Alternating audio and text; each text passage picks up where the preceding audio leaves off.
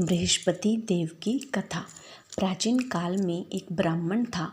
वह बहुत निर्धन था। उसकी कोई संतान नहीं थी। उसकी स्त्री बहुत मलिनता के साथ रहती थी। वह स्नान नहीं करती थी, किसी देवता का पूजन नहीं करती थी। इससे ब्राह्मण देवता बड़े दुखी थे। बेचारे बहुत कुछ कहते थे, किंतु उसका कुछ परिणाम न निकला। भगवान की कृपा से ब्राह्मण की स्त्री के कन्या रूपी रतन पैदा हुआ।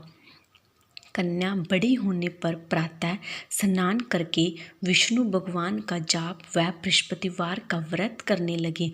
अपने पूजन पाठ को समाप्त करके विद्यालय जाती तो अपनी मुट्ठी में जौ भर के ले जाती और पाठशाला के मार्ग में डालती जाती। तब ये जौ स्वर्ण के जौ जाते लौटते समय उनको भीन कर घर ले आती। एक दिन वह बालिका सूप से उस सोने के जौ को फटक कर साफ कर रही थी तो उसके पिता ने देख लिया और कहा, हे बेटी, सोने के जौ के लिए सोने का सूप होना चाहिए। दूसरे दिन बृहस्पतिवार था। इस कन्या ने व्रत रखा और बृहस्पति देव से प्रार्थना करके कहा, मैंने आपकी पूजा सच्चे मन से की हो तो मेरे लिए सोने का सूप दे दो। बृहस्पति देव ने उसकी प्रार्थना स्वीकार कर ली। रोजाना की तरह वह कन्या जौ फैलाती हुई जाने लगी। जब लौटकर जौ बीन रही थी तो बृहस्पति देव की कृपा से सोने का सूप मिला। उसे वह घर ले आई और उसमें जौ साफ करने लगी, परंतु उसकी माँ का वही ढंग रहा।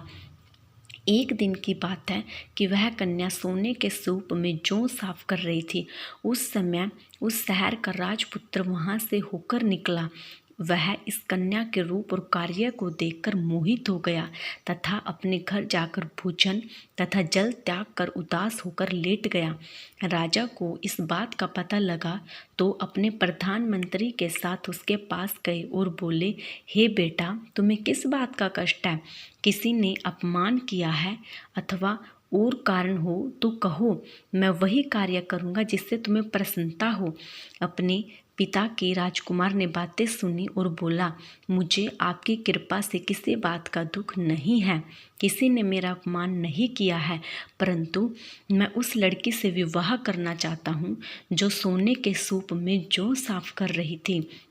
यह सुनकर राजा आश्चर्य में पड़ गया और बोला, हे बेटा, इस तरह की कन्या का पता तुम ही लगाओ, मैं उसके साथ तेरा विवाह अवश्य ही करा दूंगा। राजकुमार ने उस लड़की के घर का पता बतलाया। तब मंत्री उस लड़की के घर गए और ब्राह्मण देवता को सभी हाल बतलाया।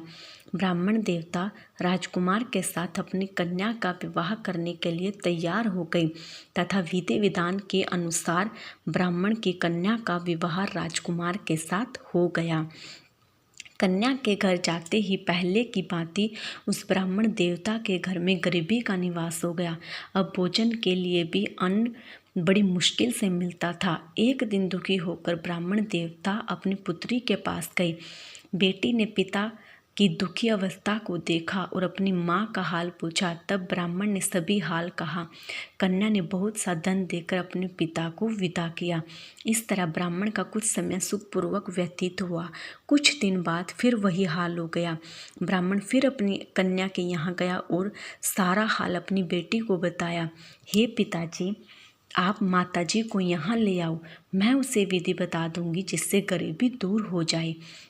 वह ब्राह्मण देवता अपनी स्त्री को साथ लेकर पहुँचे तो अपनी माँ को समझाने लगी, हे माँ, तुम प्रातःकाल प्रथम स्नान आदि करके विष्णु भगवान का पूजन करो तो सब दरिद्रता दूर हो जाएगी।